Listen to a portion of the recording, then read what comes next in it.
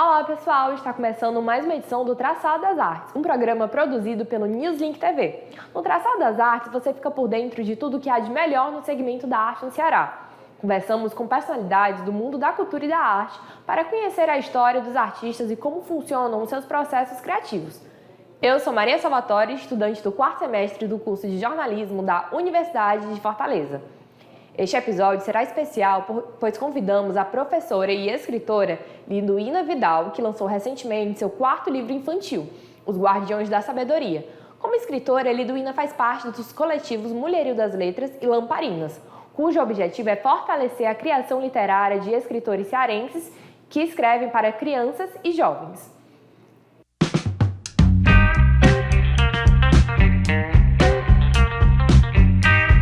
Liduína, seja bem-vinda ao Traçados das Artes. É um prazer contar com a sua presença. Crescer ouvindo histórias da sua família influenciou muito a sua escrita. Quando você percebeu que queria passar essas histórias para o papel? Quando eu me tornei professora. Porque eu sou pedagoga, professora de crianças há 38 anos e é sempre contando histórias. A gente vai dar uma aula e vai contando uma história. E às vezes eu criava uma história e os meninos diziam assim, tia, conta de novo. Eu não lembro. Aí eu comecei a escrever para poder continuar lembrando e contando a mesma história. Aí foi surgindo. Você foi adaptando, né, as narrativas. Isso.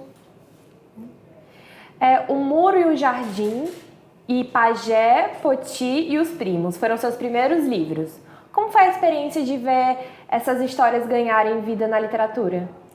O Muro e o Jardim eu jamais pensei que iria virar um livro, né? Porque foi um dia que eu estava muito ruim mesmo, estava assim, né? O dilema entre a razão e a emoção, se você vê, a gente é muro e a gente esquece de ser jardim, por causa de ser mulher, a gente é muro o tempo todo, né? Para poder aguentar. E eu estava num momento difícil da minha profissão de professora, né? Houve umas mudanças aí na prefeitura e foram muito drásticas. Aí eu criei o texto e guardei. E ele dormiu por 3 anos. Aí um dia um amigo meu, eu abri a agenda e olha esse texto, isso dá um livro. Aí era justamente o último dia de entrega da seleção do PAIC Prosa e Poesia. Eu disse, bom, eu já tenho não, eu vou lá.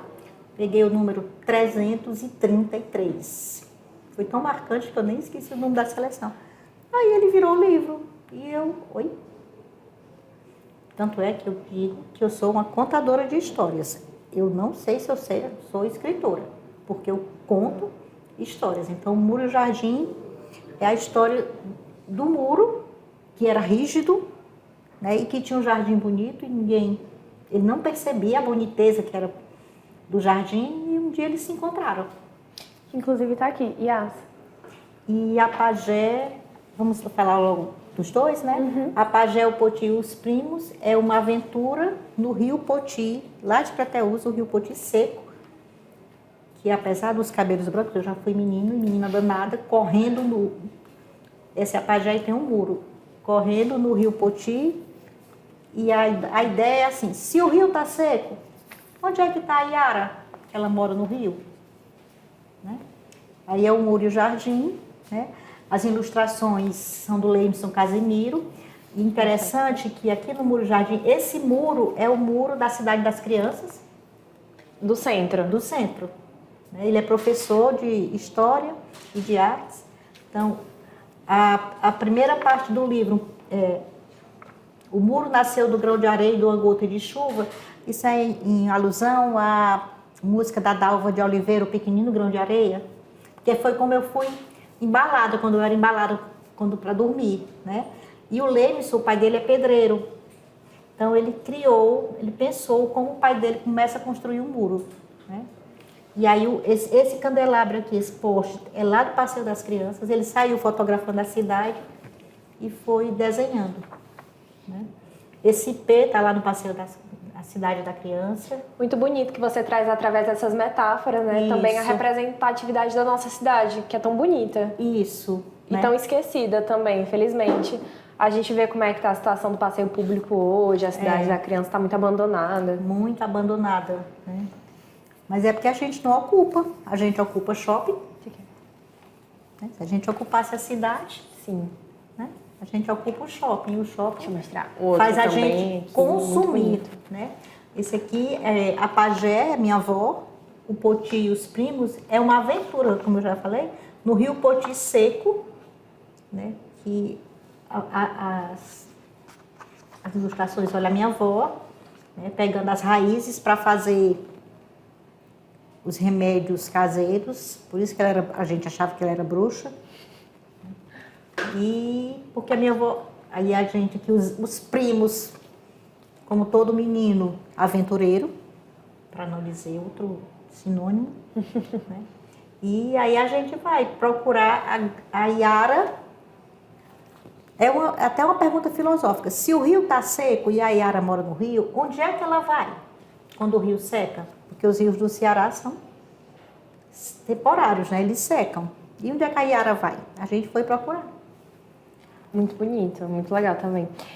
E as suas histórias, elas trabalham essas perspectivas do sertão e da cultura nordestina, como você citou, né? Isso. Qual a importância de representar o Ceará em seus escritos, mas também, como você falou, né? Nessas temáticas? Eu sou uma mulher nordestina com muito orgulho de ser, né? Então, meu país Nordeste, meu país Ceará, né? Então, assim, é preciso a gente ter orgulho das nossas raízes, das nossas identidades. E eu falo delas por onde eu for. E você sempre trabalha nessa Sempre. imagem? Sempre. Tanto na escrita quanto nas figuras, né, que você traz. Porque é preciso aproximar, né? Esse livro aqui parece aquela história, uma história puxa a outra. Esse livro, quando ele saiu, meu pai estava... Isso aqui é do PAIC mais literatura. Está em todas as escolas públicas do estado do Ceará. Os dois. Esse aqui é do prosa e poesia e esse é do... Esse aqui eu me recordo da minha infância. Eu me recordo realmente. Esse. Né? Eu me recordo. Pois é. Ainda mais sendo aluna de escola pública. O Ceará, ele tem uma política de formação do leitor que poucos estados do Brasil têm. É um incentivo à leitura, né? Apesar de ainda não estar no ponto certo, mas ele já tem esse incentivo, né? Aí quando esse segundo livro saiu, eu cheguei para o meu pai, que já estava com Alzheimer, já estava deficiente visual, e disse assim: pai, olha meu segundo livro. Aí ele disse: lê para mim. Aí eu li, e ele não gostou. Eu disse: por que o senhor não gostou, pai? Porque só fala de Crateús, né? Ele ficou com ciúme porque não falava da terra dele. E a terra dele é Itapipoca. Aí eu disse: pai, como é que eu vou falar de Itapipoca se eu nunca vivi lá? E não sei se vocês sabem, o Alzheimer, ele preserva toda a memória da infância. E ele começou a falar sobre a infância dele. O Ninho do João de Barro, o Boé. E eu estava perto dele, eu não tinha lápis e caneta, eu gravei a voz dele. Né? Aí eu gravei a voz dele.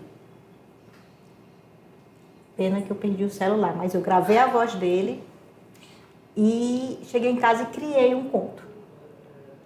E tá ali.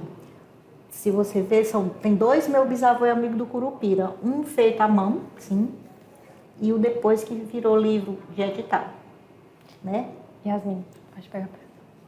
O menino e o Curupira? O meu bisavô. Tem meu Yasmin bisavô é um pequenininho, um fininho, esse aí, e aquele amarelo. Não, o amarelo grande, isso. Vou contar aqui essa história. Conte. Bom, quando eu fiz o conto, eu cheguei para o meu pai e disse assim: olha, pai, eu criei outro para o senhor. Aí ele disse: Aqui no final dizia assim, na primeira versão: meu bisavô contou essa história e vou contar na sala de aula a história dele e de seu amigo Curupira. Quando eu crescer, vou escrever uma história de quadrinhos com essa aventura. Vai ser um sucesso. Aí ele disse: vai ser mesmo. Ai, meu Deus, ele quer um livro. Aí mas um livro é caro, gente. Para publicar um livro é muito caro. né? Por falta, por N coisas. Ainda mais aqui. Inclusive a não procura, né? Aí a minha irmã disse assim, vamos fazer um livro para ele? Aí a gente fez. Meu neto desenhou, a minha filha diagramou e a gente fez esse livro, certo? Fizemos o aniversário dele lá em Itapipoca, lançamos um livro para a família, foi uma festa com direito a bolo, refrigerante, tudo. E ele ficou certo que tinha um livro com a história dele. Isso foi 30 de novembro de 2018. 6 anos 2019. 10 de janeiro de 2020, a pandemia 2020? Foi, começo. Ele faleceu. Aí ele faleceu sabendo que tinha um livro com a história dele. Aí veio a pandemia, somos todos sobreviventes. Eu fiz um curso de escrita criativa, conheci uma menina maravilhosa e ela estuda sobre os mitos. Mitos mesmo, não, né? Aí ela gostou da história, ela é ilustradora e ela ilustrou e depois veio um edital das artes e saiu. Meu bisavô é amigo do Curupira. Interessante, como esse aqui deu vida a esse, né? O processo também de adaptação. Isso. Aí a dedicatória é assim, ao meu pai, o contador de histórias, aos seres da mata que moram no nosso imaginário e às pessoas do sertão pela resiliência e boniteza de ser. E aí a gente retorna na primeira pergunta, que é, esse é o exemplo perfeito, né, de como as histórias da sua família, tudo isso influenciou realmente a chegar a esse ponto na sua escrita. Toda conversa pode virar um livro. Toda. Por isso que, comecei a escritora. É escrever? Não tem mistério. Lembrou Hemingway agora, que dizia que para você ser escritor é só sentar e escrever. Não tem esse glamour nem esse mistério. É escrever, contar uma história. De novo, terceira vez. Eu não sou escritora, eu sou contadora de histórias. Porque tá aqui as histórias que eu conto. Né? E escrever para o público infanto-juvenil, né, é muito especial. Mas o que te motiva também a escrever para essas novas gerações, como você falou, né? É muito difícil ter um público, ainda mais agora, onde as novidades são cada vez maiores, né? Tá muito difícil a gente competir com os aplicativos de filmes reduzidos de 30 segundos. Até vocês que são futuros jornalistas estão vendo como as matérias têm que ser rápidas, porque a gente não aprofunda mais, a gente olha, mas não enxerga, a gente ouve, mas não escuta. Não, a gente escuta, mas não ouve, né? Então, assim, o escritor hoje e o escritor aqui do Nordeste. Eu estive na Bienal e você vê... Gente, é uma disparidade até nisso, né? Então, assim, a gente luta contra um tsunami. Né? Tsunami do não financiamento, a tsunami da não formação do leitor, a tsunami da tecnologia vazia, rala, né? Então, até a professora Cátia estava falando comigo que a gente podia fazer um podcast do livro. Eu digo, vamos fazer para ver se os meninos ouvem, já que eles não têm tempo de ler, né? Entendeu? Aí é assim que a gente... Mas a gente vai tentando. Os editais adaptando também, né? Para outros formatos. Isso, né? Como é edital, ele tem... contrapartida, a gente tem um vídeo com tradução em Libras. Então, ele tem um vídeo com legenda no YouTube, com tradução em Libras. Então, a gente agora vai para a escola, a gente manda logo o vídeo para os meninos assistirem, para depois aqueles que gostam de ler o livro. Sim. Entendeu? Interessante. Trabalha também a acessibilidade. Isso. Né? Vamos agora para um rápido intervalo e já voltamos para o segundo bloco. Um lugar que dá vida às ideias, impulsiona a criatividade, acolhe com natureza. Um lugar que hospeda o futuro em salas de aula e laboratórios de ponta. Unifor, única universidade particular do Ceará e a melhor do Norte e Nordeste. lição de cada dia, uma oportunidade para você se transformar na sua melhor versão, pessoal e profissional. Aqui você faz a sua história. Aqui é Unifor, ensinando e aprendendo.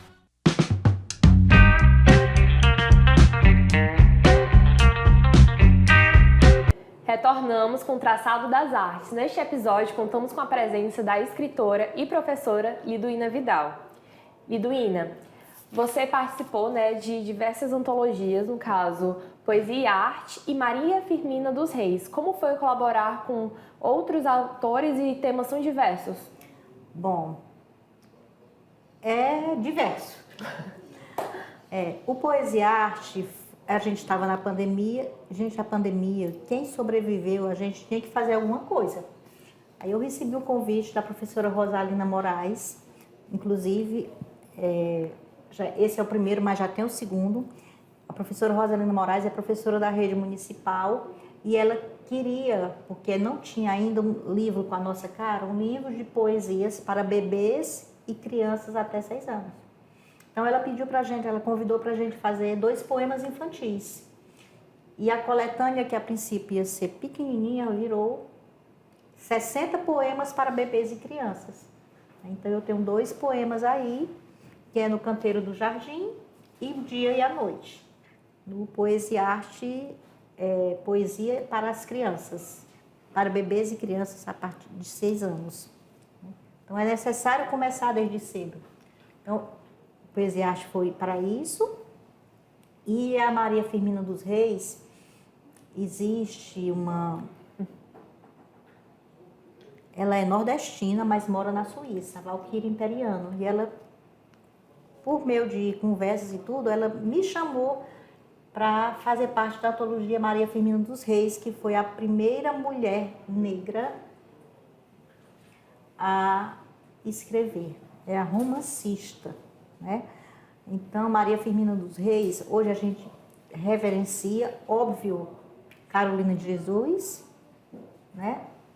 Mas antes dela, Maria Firmina dos Reis, ela era maranhense, ela era filha a mãe dela era alforriada, né? Pai desconhecido, e ela foi musicista, escritora, poeta. Então a gente fez o Instituto Brasil-Suíça, que é na Suíça, ele fez essa, digamos que é uma antologia internacional, né? Maria Firmina dos Reis, a memória do seu bicentenário de nascimento. Maria Firmina dos Reis completou 200 anos que nasceu, e é tão pouco falada, né? Realmente. A gente não. E aqui. Só um minutinho. A senhora sobe mais o livro quando for mostrar. Tá. Sobe mais. Pega logo outro. Sobe mais. Aí, ó, deixa ele retinho e mostra assim. Tá. O Poesia e Arte. Que aí fica melhor pra gente enxergar, tá bom? Tá ótimo. Aí, desculpa ter interrompido, vou voltar aqui onde a gente parou. Dá pra dar uma batidinha? Não precisa não, tá tranquilo. Pode seguir e gravando. Bom, Maria Firmina dos Reis é uma antologia, digamos, internacional, né? Porque são escritoras do Brasil todo, e a edição é feita pelo Instituto Cultive Brasil-Suíça. É uma professora nordestina da Paraíba que mora na Suíça e faz esse intercâmbio. E o meu texto aqui é A Escola Caminho. E ela faz toda uma apuração, né, dos textos, também da pesquisa. É muito bonito, tem biografia, tem cartas para Maria Firmina, tem fotos, né? É uma antologia muito bonita, né? E o meu texto aqui é A Escola Caminho, que eu trouxe Paulo Freire para cá, né?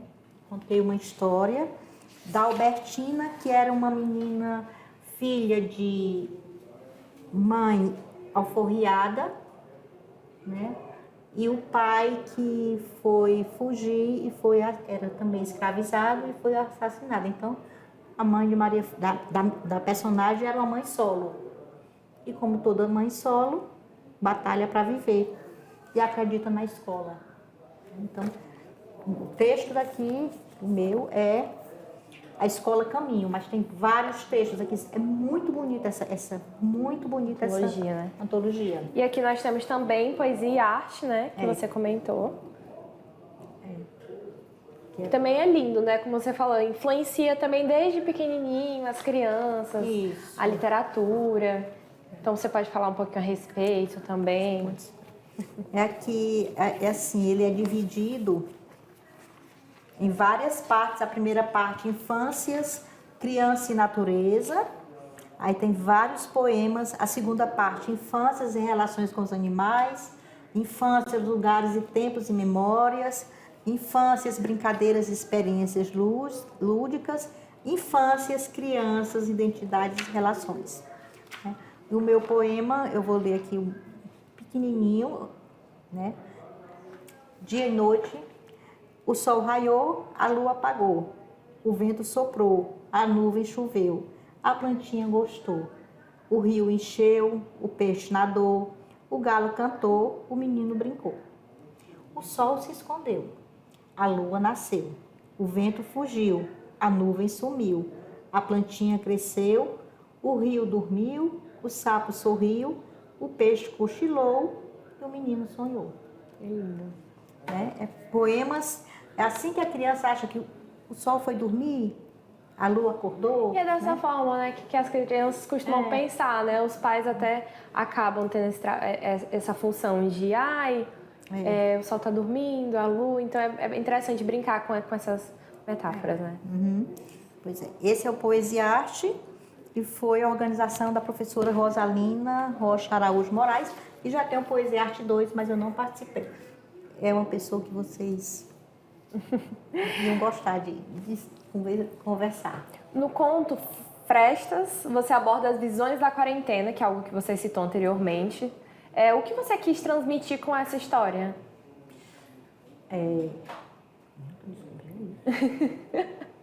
Descobrimos tudo, né? Trabalho completo aqui. Meu Deus.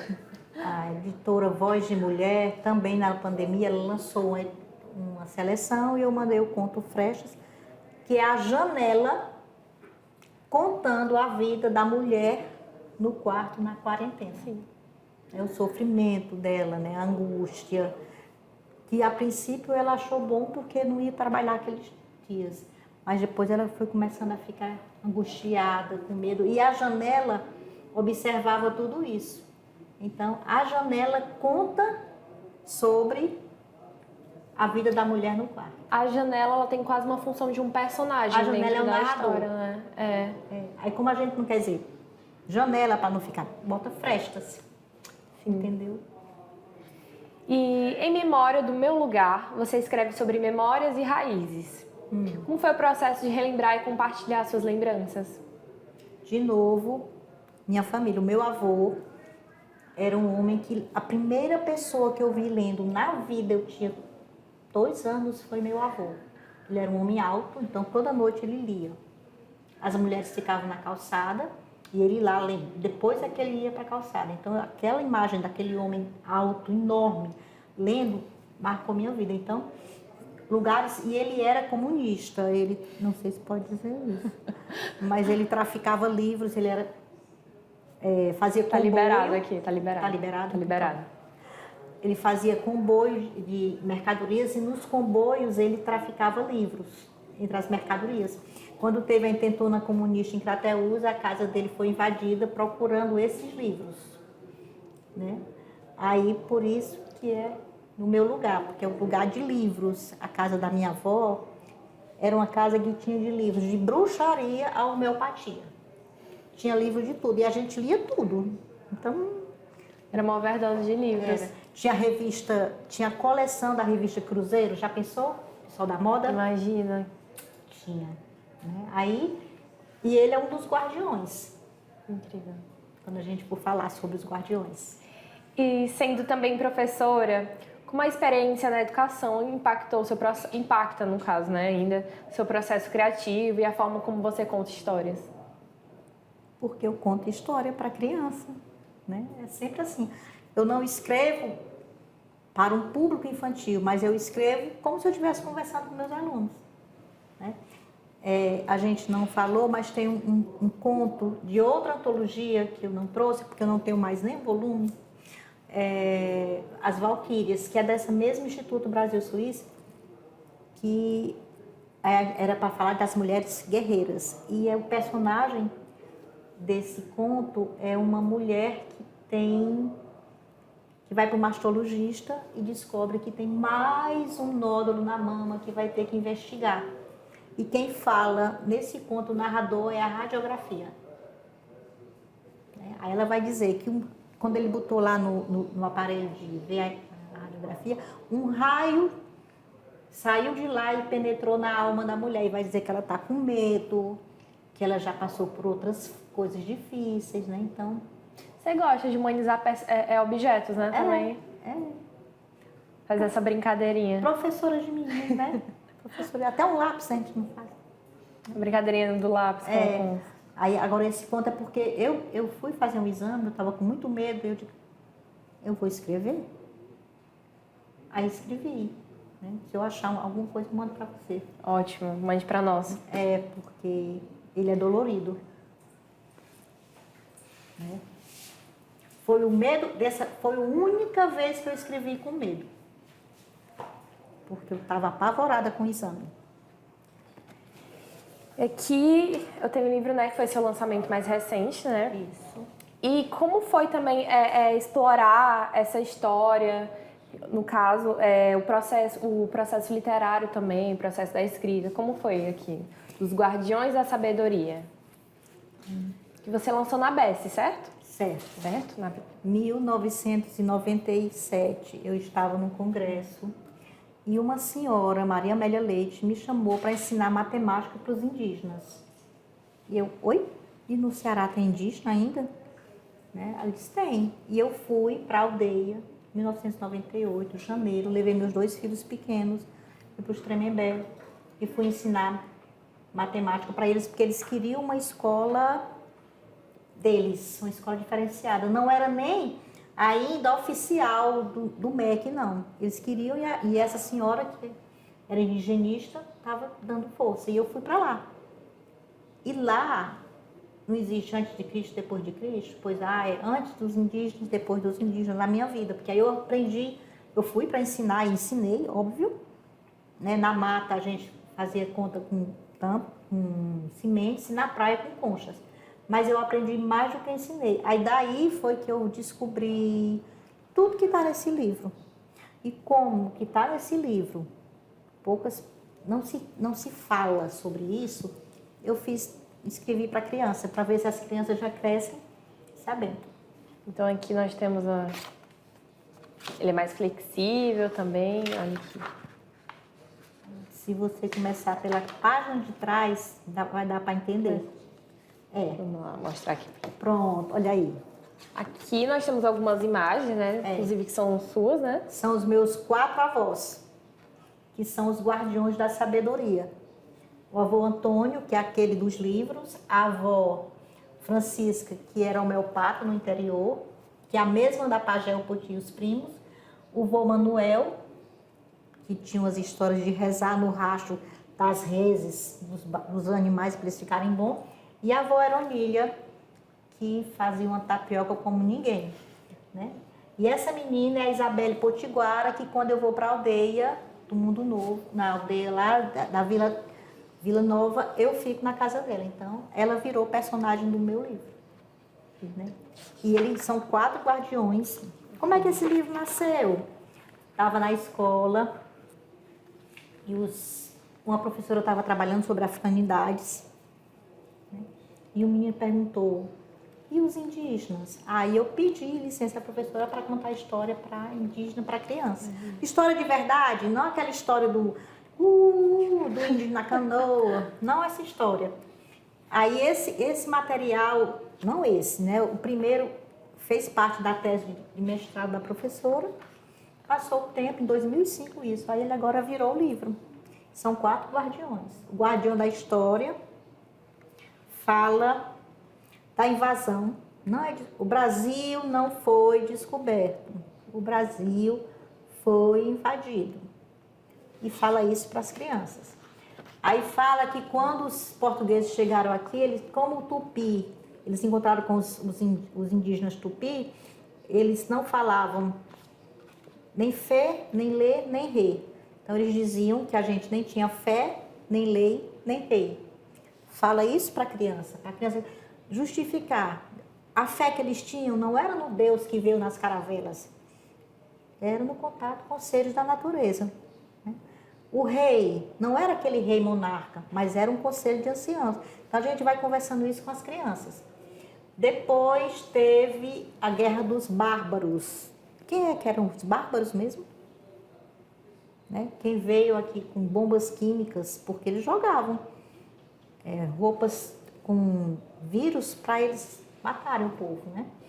E tem ainda, que só tem no Ceará isso. Um decreto, e tem aqui. Deixa eu mostrar? Pode. Um decreto de 1863. Eu vou ler aqui esse trecho. Vocês acreditam que depois de tudo isso, em 1863, um homem chamado José Bento da Cunha Figueiredo Júnior, o governador da província, fez um relatório e mandou para o rei dizendo que no Ceará não existia mais indígenas? Esse decreto existe. Está lá no arquivo público, né? E que no Ceará não existe mais aldeamentos indígenas. Né? Por isso que hoje nós não nos reconhecemos como indígenas. Né? E o decreto, um trecho do decreto diz assim: já não existem aqui índios aldeados ou bravios. Das antigas tribos de Tabajaras, Cariris e Potiguares, que habitava a província, uma parte foi destruída, mas não diz como, outra emigrou e o resto constitui os aldeamentos da Serra da Ibiapaba, que os jesuítas, no princípio do século passado, formaram em Vila Viçosa, São Pedro de Ibiapina e São Benedito, com os índios chamados Camucis, Anacás, Arariús, Acaracu, todos da grande família Tabajara. Isso é um documento que tem aqui na história do Ceará e que a gente não sabe. Logo, o Ceará, que a maioria das cidades, né, são cidades com nomes indígenas. O Ceará, pela geografia dele, né, das chapadas, foi quando os povos originários foram expulsos da zona da mata, eles vieram todos para cá. Então foi onde teve mais resistência indígena. E aqui nessa página preta é um trecho de um cordel do Geraldo Pardal, cordelista, que fala da invasão, da Guerra dos Bárbaros. É a tal Guerra dos Bárbaros a luta que foi travada entre os colonos e Tapuia pelos sertões e chapadas, por causa da expansão da criação da boiada. Tapuia, os próprios indígenas deram o nome de Tupi, para quem entrava em contato, e Tapuia era aquele que era briguento. Então hoje, no interior, a pessoa que é arengueira, essa é uma tapuia, quer dizer que não quer conversa, língua travada, não abre para ninguém. Depois eles vão conhecendo, depois dessa história que é bem, as crianças ficam, como pode? Aí eles vão infanto juvenil, assim, né? né? Aí eles vão conhecer o mangue, o guardião da história, da natureza vai conhecer o mangue e vai falar da poluição. Né? E vai dizer o que é mangue e o que é manguezal. Porque aqui o cocó é um manguezal, porque é um conjunto de plantas do mangue. Né? Aí ele vai falar dos sinais que o homem usa na natureza. Mandacaru, quando fulora na seca, né? A Luiz Gonzaga. Vocês sabiam, a professora, que boi, pato, galinha, cabrito, cabra veio nas caravelas? Não eram daqui. Novidade. Aqui está falando. Curiosidades. Né? Aqui está falando. Eu fiz uma pesquisa sobre a agricultura no Brasil. Né? E depois ele vai para a Guardiã dos Alimentos, que vai falar... A Guardiã dos Alimentos, né? Que vai falar da farinhada. Sabia que a farinhada os portugueses diziam que era farinha de pau? E por quê? Porque é um pau, é a raiz da mandioca. Não era a farinha do rei, não era a farinha de trigo. Então, quando acabava, eles iam usar a farinha de pau, que era dos indígenas. que não foi dos povos africanizados. Inclusive, eu conheci o Quilombo de Palmares, eu fui lá, e lá foram os indígenas que ensinaram os moradores do Quilombo a fazer a farinha. E a última guardiã vai falar uma história de verdade, verdadeira, que é a história da duna que engoliu a aldeia. Que em Almofala. E que é uma temática que está super presente hoje em dia, né? E Almofala, eu conheci pessoas que, quando eram crianças, subiam na duna para desenterrar a igrejinha. Pra você ver. Então, esse livro é um livro... A Lei 11.645, gente, não é trabalhado nas escolas. Que é a lei que é para trabalhar os conteúdos africanos e indígenas. Então, esse livro, ele deveria, sem falsa modéstia, ser trabalhado em todas as escolas. Porque ele fala das questões indígenas no Ceará. Eu não vi outro até agora. Pode ser que tenha, né? Também não só a biblioteca de Alexandria. E puxando até mesmo para a minha pergunta, né? Que eu ia perguntar se você tinha algum novo projeto em andamento relacionado, né? Então, aparentemente você já tem até em mente essas histórias para explorar no futuro. Essas pautas temáticas. Eu gostaria de... por exemplo, eu fui numa assembleia indígena e levei 100 exemplares e dei para eles. Para ver se eles trabalham. Eu fui para as escolas, eu levo e entrego os exemplares nas escolas. Né? Eu vou conversando. Né? E vamos ver se um dia as pessoas entendem. Quando cai, já pensou no Enem ontem, hein? Quando cai aqui, hein, sobre o decreto do Ceará, aí as pessoas vão ter que estudar. Vão ter que ir atrás. Vão ter que ir atrás, né? E para finalizar agora, que mensagem você gostaria de deixar para quem acompanha seu trabalho ou quem ainda vai descobrir os seus livros, quem está nos acompanhando? Bem clichê, não desistam, acreditem. Não, continue sobrevivendo, resistindo e existindo e escrevendo. Né? Para o ano vem A Pedra de Resina Perfumada, uma história feminista para criança. Então a gente tem uma exclusiva aqui já do próximo andamento. Já está sendo produzido. Perfeito. Então, Liduína, agradecemos mais uma vez pela sua presença, Liduína Vidal. E encerramos aqui mais um programa do Traçado das Artes. A gente se encontra no próximo programa. Até logo. Tchau, gente. Obrigada. Por favor, deixa eu dizer que eu falo demais. Ai, gente, como é